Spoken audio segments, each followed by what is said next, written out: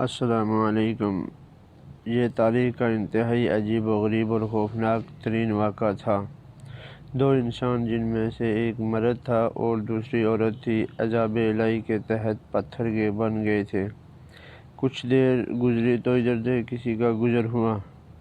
اس نے ان کو دیکھا اور پہچان لیا۔ یہ بھی معلوم ہو گیا کہ انہوں نے اس مقدس و مبارک ترین مقام پر کیسا گھناؤنا کام کیا تھا، جس کی فوری طور پر پکڑ ہو گئی۔ لوگوں کا مارے غصہ اور دکھ کے انتہائی برا حال ہو گیا۔ ان دونوں پتھر کے بتوں کو نشانی عبرت بنانے کے لیے اس زمانے کے اہل علم اور نیک لوگوں نے ان کو اس مقدس مقام سے کچھ دور اس علاقے میں ایک دوسرے سے کافی لمبے فاصلے پر آمنے سامنے نصب کر دیا۔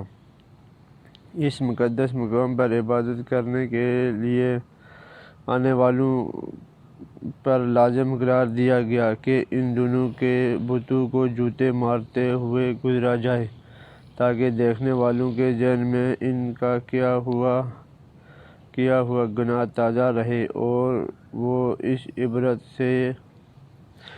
واقعے سے عبرت حاصل کرتے رہیں۔ اب جو بھی اس مقدس مقام پر آتا، وہ ان کو جوتے مارتے ہوئے گزرنے لگا۔ وقت گزرتا رہا، 100-150 سال تک یہی سلسلہ چلتا رہا۔ اس کے بعد کچھ وقت گزرا تو نئی آنے والی نسلوں نے آہستہ آہستہ ان بتوں کو جوتوں سے مارنا چھوڑ دیا۔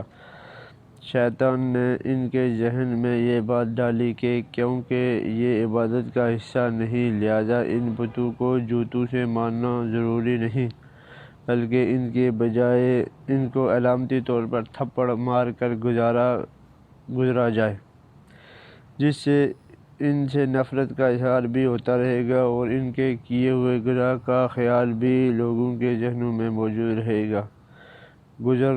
وقت گزرتے کے ساتھ ساتھ یہ تھپڑ بھی ہلکی سی چپت میں تبدیل ہونے لگا اور پھر بالکل علامتی طور پر آہستہ سے ان بتوں کو چھو کر گزرنے کا سلسلہ شروع ہوا۔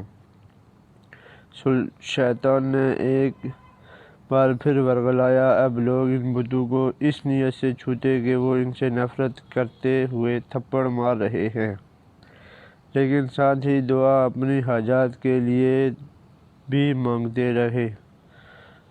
شیطان نے ان کے ذہن میں بٹھا دیا کہ اگر تم ان بتوں کو نفرت سے چھوتے وقت دعا مانگو گے تو تمہاری دعائیں جلدی قبول ہوں گی۔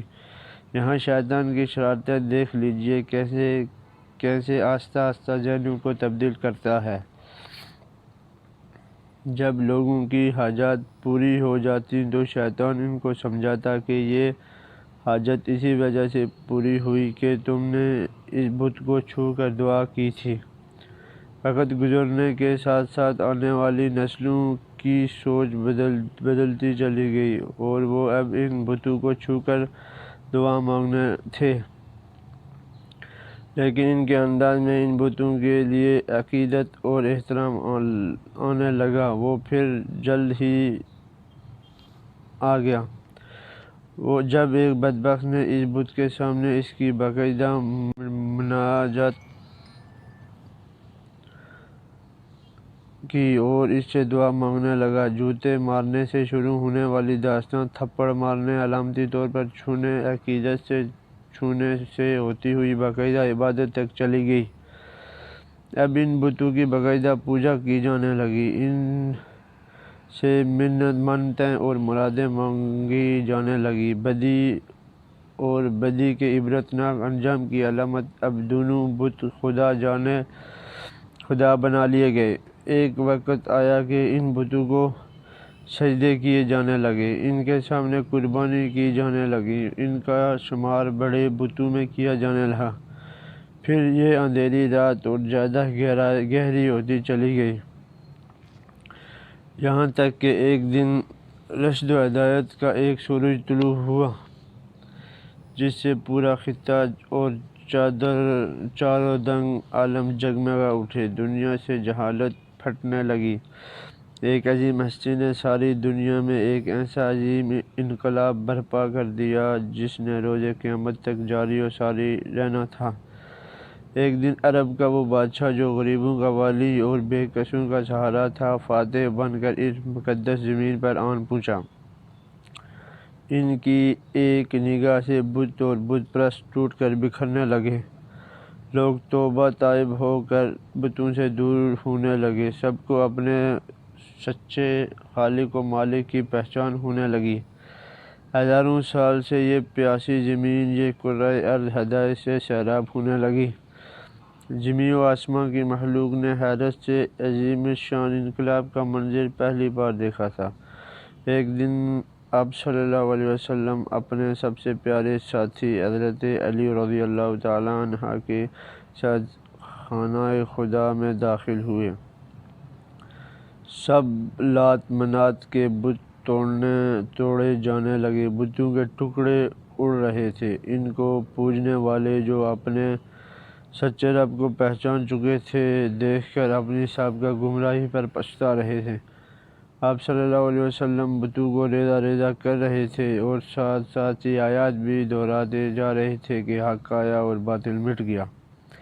بے شک باطل مٹنے کے لیے ہی ہوتا ہے۔ اس کے بعد آپ صلی اللہ علیہ وسلم ان دونوں انسانی بتوں کی جانب متوجہ ہوئے جنہیں کئی سو سال پہلے ایک گناہ کی پکڑ میں پتھر کا بنا کر نمونہ عبرت بنا دیا گیا تھا۔ مرد کا بت صفا کے مقام پر نصب تھا اور عورت کا مروہ کے مقام پر۔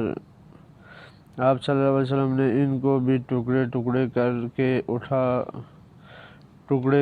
اٹھا کر خانہ خدا سے حدود سے باہر پھینک دیا۔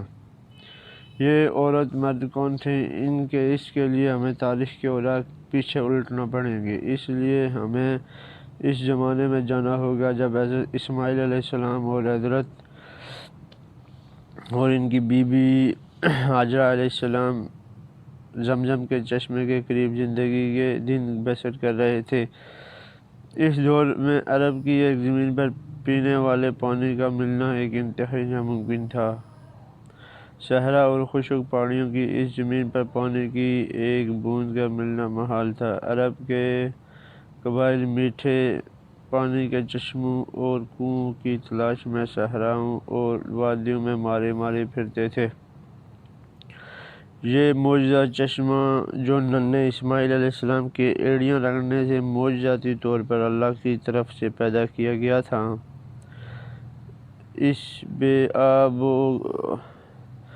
ہو گیا علاقے میں دنیا کی سب سے بڑی نعمت سے کم نہیں تھا، اور ایک قبیلہ جو بنی جرہم کے نام سے تاریخ میں مشہور ہے، وہ بھی میٹھے پانی کی تلاش میں صحراؤں کی خاک چھان رہا تھا۔ انہوں نے جب دور سے پرندوں کو اڑتے دیکھا تو ان کو حیرانگی ہوئی، کیونکہ صحرا میں پرندوں کا پایا جانا پانی کی علامت تھا۔ چنانچہ وہ سارا قبیلہ اس جانب چل پڑا۔ انہوں نے جب ایک خاتون اور چھوٹے سے بچے کو اس ٹھنڈے میٹھے پانی کے چشمے کے قریب دیکھا تو وہ حیران بھی ہوئے، اور اس علاقے میں جہاں پانی کا نام و نشان تک نہیں تھا، اللہ کی قدرت سے ایک چشمے کو رواں دیکھ کر بے حد حیران ہوئے۔ انہوں نے حضرت بی بی ہاجرہ سے اس چشمے کی قریب رہائش اختیار کرنے کی اجازت مانگی۔ حضرت ہاجرہ علیہ السلام نے ان کو اجازت دے دی اور ساتھ میں یہ بھی کہا کہ چشمے کا پانی ضرور استعمال کرو، لیکن یہ اللہ کی امانت ہے، اس پر کسی کا کوئی مالکانہ حق نہیں ہوگا۔ قبیلے والوں نے اس شرط کو قبول کر لیا اور یہاں پر ہی آباد ہو گئے۔ جب وقت گزرنے لگا، حضرت اسماعیل علیہ السلام تو بی بی ہاجرہ نے نوجوان اسماعیل علیہ السلام کی شادی اس قبیلہ جرہم کی ایک لڑکی سے کر دی، اور یوں رفتہ رفتہ حضرت اسماعیل علیہ السلام کی اولاد خوب پھیلی پھولی۔ یوں مکہ، جس کا نام بکہ تھا، ایک آبادی کی شکل اختیار کر گیا۔ قبیلہ جرہم کافی عرصے تک سیدھے راستے پر رہے، لیکن پھر آہستہ آہستہ ان پر خرابی پیدا ہونی شروع ہو گئی۔ اب انہوں نے کعبہ شریف کا انتظام سنبھال لیا اور حج کے لیے آنے والے لوگوں سے ملنے والا ہدیہ خود سمیٹنے لگ گئے، اور یوں رفتہ رفتہ ان کے اندر جرائم پیدا ہونے شروع ہو گئے۔ تب اللہ تعالیٰ نے ان کو سزا دینے کے لیے ان سے زمزم چھین لیا، اور زمزم کا پانی خشک ہو گیا۔ وقت گزرنے کے ساتھ ساتھ زمزم کے نشانات مٹ گئے۔ اب کسی کو معلوم بھی نہیں تھا کہ یہاں زمزم نام کا کوئی چشمہ ہوا کرتا تھا۔ اس وقت کا ایک شخص جس کا نام مزاز بن عمرو تھا بہت ہی نیک اور پارسا شخص تھا۔ اس نے قوم کو بہت سمجھایا، ان کو بہت سے خطبے دیے، اللہ کے عذاب سے ڈرایا، لیکن اس پر کوئی اثر نہ ہوا۔ جب یہ قبیلہ اپنے کاموں سے باز نہ آیا تو ایک رات مزاز نے سوچا کہ یہ لوگ جس پر کعبہ شریف کی ہدیوں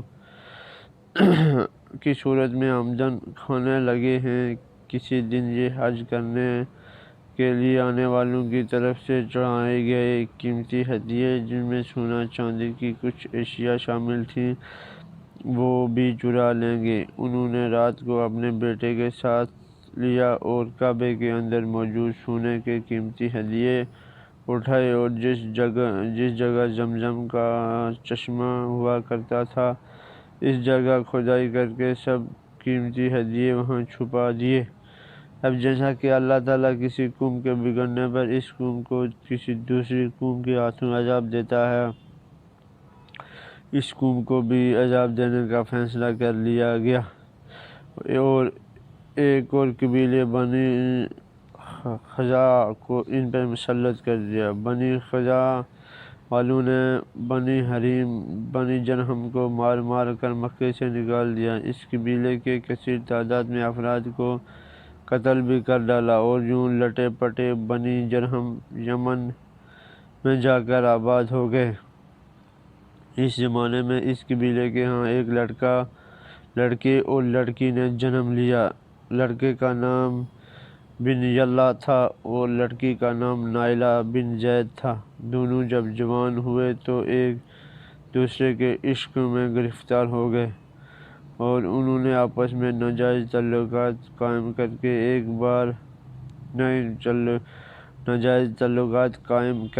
ایک بار دونوں حج کے لیے قافلے کے ہمراہ مکہ مکرمہ گئے۔